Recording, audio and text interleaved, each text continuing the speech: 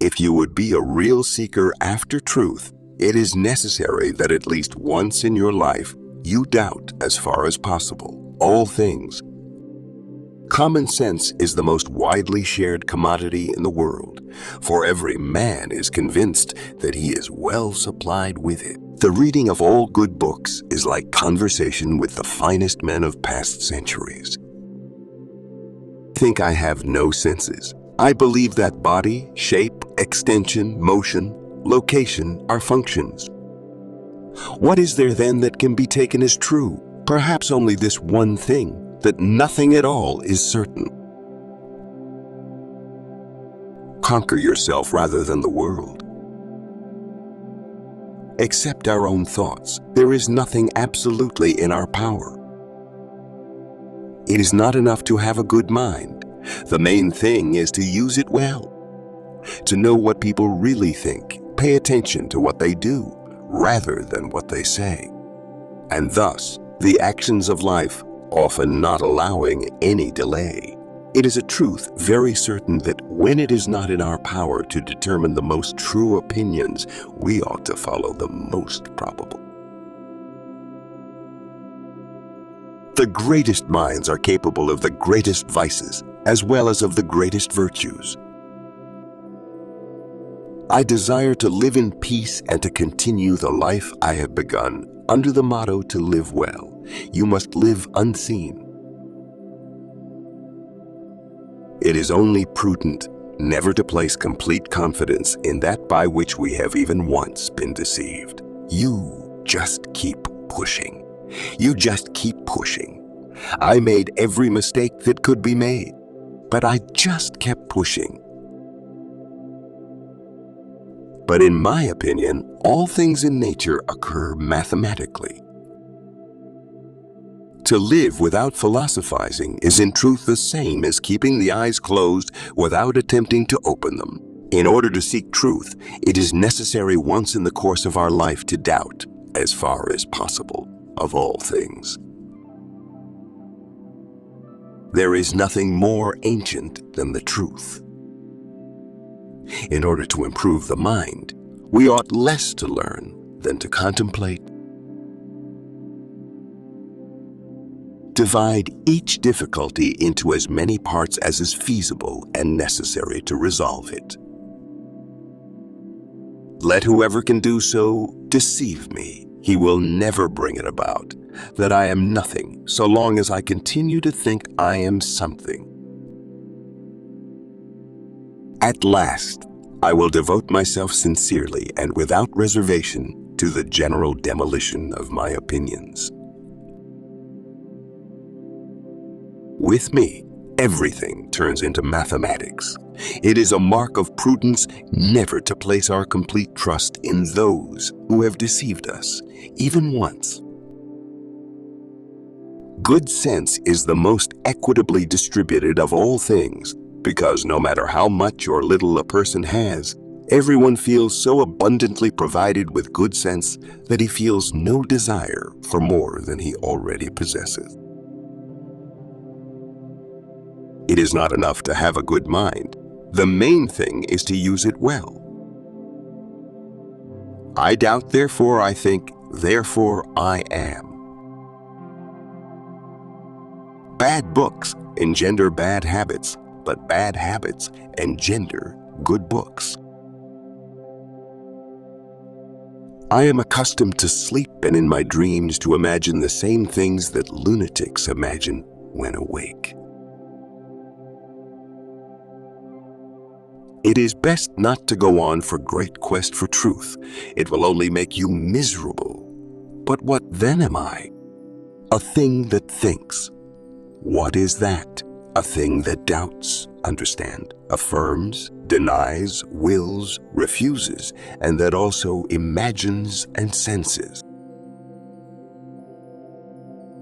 Whatever I have up till now accepted as most true and assured, I have gotten either from the senses or through the senses. But from time to time, I have found that the senses deceive, and it is prudent never to trust completely those who have deceived us even once. Nothing is more fairly distributed than common sense. No one thinks he needs more of it than he already has. When I turn my mind's eye upon myself, I understand that I am a thing which is incomplete and dependent on another, and which aspires without limit to ever greater and better things. Whenever anyone has offended me, I try to raise my soul so high that the offense cannot reach it. The destruction of the foundations necessarily brings down the whole edifice. Each problem that I solved became a rule, which served afterwards to solve other problems. Of all things, good sense is the most fairly distributed. Everyone thinks he is so well supplied with it that even those who are the hardest to satisfy in every other respect never desire more of it than they already have. The first precept was never to accept a thing as true until I knew it as such without a single doubt. One should never judge anything unless it is known. Am I so tied to a body and senses that I am incapable of existing without them?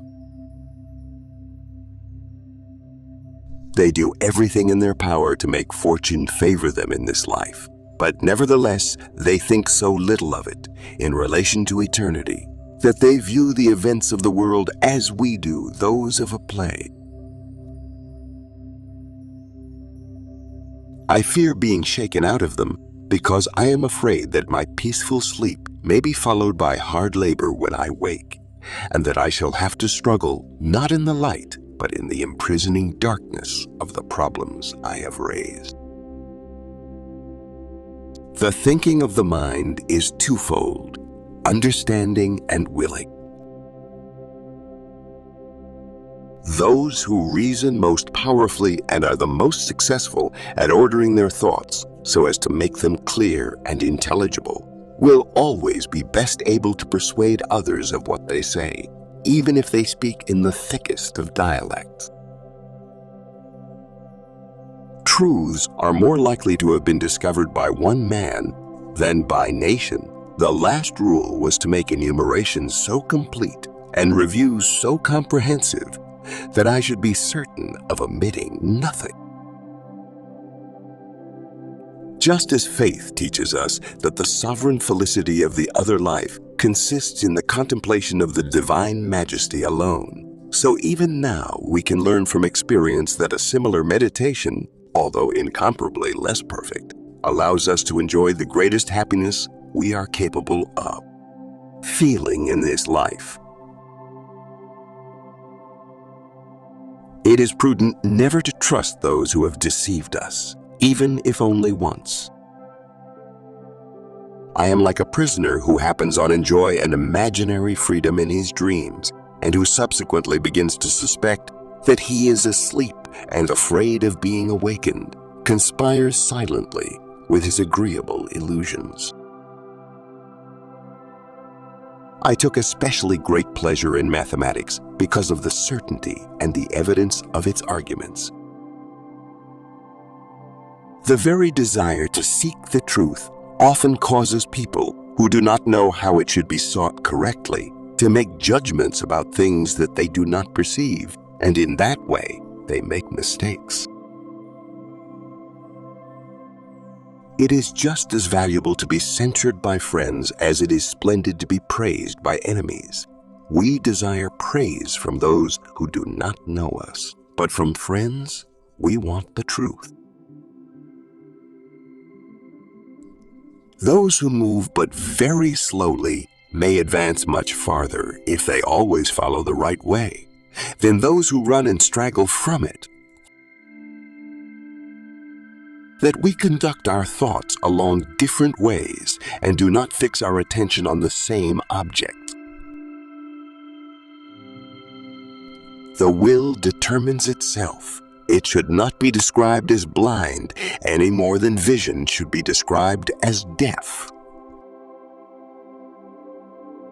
All that I have, up to this moment, accepted as possessed of the highest truth and certainty.